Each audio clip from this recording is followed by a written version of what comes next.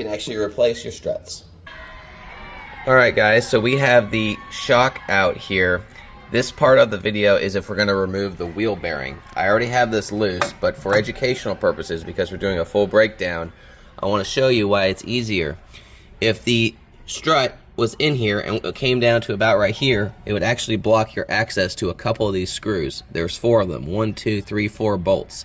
These are 18 millimeters, and highly recommend using a 1/4 inch drive because they are on there very tight. And when you put them back on, put them down to at least 100 pounds each. To remove the wheel bearing, all you need to do is remove these 4 nuts, and after that, if it doesn't come out immediately, just give it a little tap with a hammer, preferably a rubber sledgehammer, and then this part will come right off and you can replace your wheel bearing. So now we're going to actually take the brake sensor out. This is only for the driver's side or the rear passenger side of the car that actually has these brake sensors. But if you are to replace these, you need to open this box right here. Okay, find the brake sensor, looks like this with the little metal flange right there. Follow the wire to the back here, pop this off, pull this out, and be very careful, especially on the older models. These are get very brittle, but kind of work its way out this way. And there we go. Now we've removed the brake sensor, is ready for replacement. Last few steps to completely remove everything from the wheel well is to remove the upper thrust bushing, the tie rods, and the rest of the sway bar link. Of course, this could have been done earlier. I just did this so that we got this done even quicker. Nonetheless, let's get to work on these. We're going to get the bottom sway bar link off here. Same process as the initial. Remember, you could have done this earlier, but we're doing it now since there's a little more space. It's a 14 mil in the back and a 17 in the front. This keeps it still and sturdy up here. Alright, once the nut is off, you can pull this right here, and this is your sway bar link. Our next step is to remove this control arm, but what we're going to do is to move the jack over to this position here, still supported on the frame, so that I have room to remove the nuts and bolt on the control arm over here. Alright, in order to get to the bolts, which are located back here, as you can tell, there's the screw right about here. If I can zoom in, there's a stationary threaded bolt there, and then another bolt on this side, so you can barely see it right there. There's enough room to get through with a wrench, and in order to do that and really help is I have to get these bolts off right down here, one there and then one there.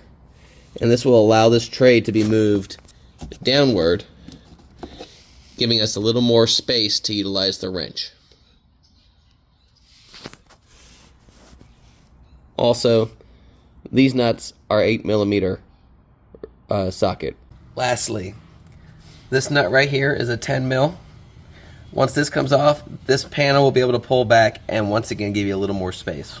Okay guys, we have gotten this nut off, and which was a 10 mil and the 8 mil. Now we have the space to put the 18 mil underneath this, and if it's not enough pressure to actually move it, you can use a little technique by taking another wrench, latching on under here, and getting some extra leverage. And we're just going to rotate this till this actually separates and we can get the bolt all the way through. You can see how this is starting to loosen up now. Shouldn't take much more force than this.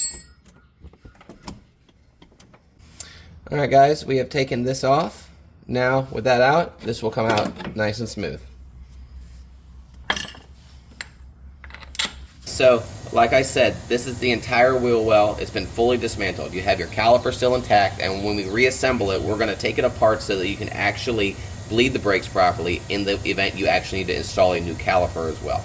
But this has been a full breakdown, and the same procedure is the same on the passenger side. The only difference is that there is a brake sensor on the driver's side of these vehicles. And for the rear, which we will do in the future, there is a brake sensor in the rear passenger. Alright, so we're going to take the brake pads out now. This is the easy one. This pops right out. Now the inward one, you're going to want to kind of yank this way because there's 3 prongs. If it gets a little snug, you might need to bend it down, but you'll see when I pull it out. There we go. It comes out nice and easy. But you see there's 3 prongs. You're going to put your new pads in the same way. And we'll do a video of that real quick. Alright, so now that we have the caliper out, we're going to use this tool, which we have available in the description below. This is a brake caliper reset tool. And what you're going to do is put this, you're going to find the right size here. There's a couple adaptations here. Looks like we're going to use the smaller 2 prongs. Add this into here, and what that's going to do is go right into that hole of the caliper, right?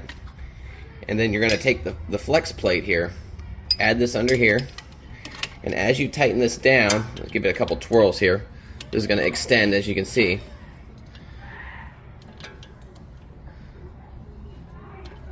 And once it's set, it's almost there. Here we go. There we go. Now, I can press the caliper and depress that and reset it in position.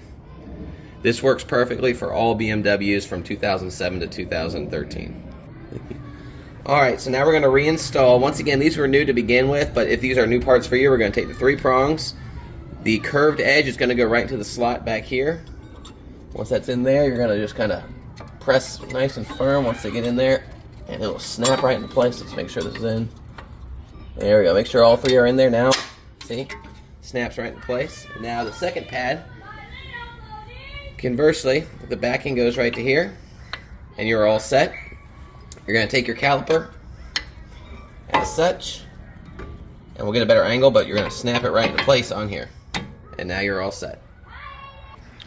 Alright, and just for clarification, once the brake caliper has been set with that tool, it'll be wide enough to fit over the rotor and actually be able to be put in place. And from there, we're going to put the pins back into the ports over here.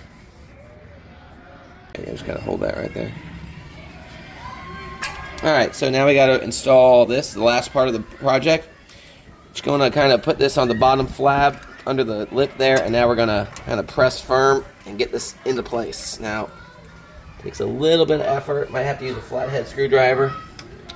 Get this back square. Just want to keep pressure on there, and then eventually push this right onto place. Just as such, and just like that. The key is to make sure these hooks are under there. We're all set, just like such. Alright everybody, so that was a full breakdown of the driver's side suspension of this car, which is a BMW 1 Series for 2008. Now, once again, all the parts are listed in the description below.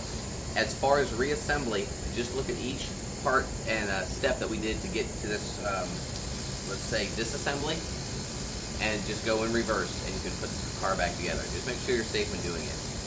If you like the content, this is my first video, so please share and subscribe, and if you find it valuable, please give me a thumbs up, and look forward to seeing you in our next video. Thank you.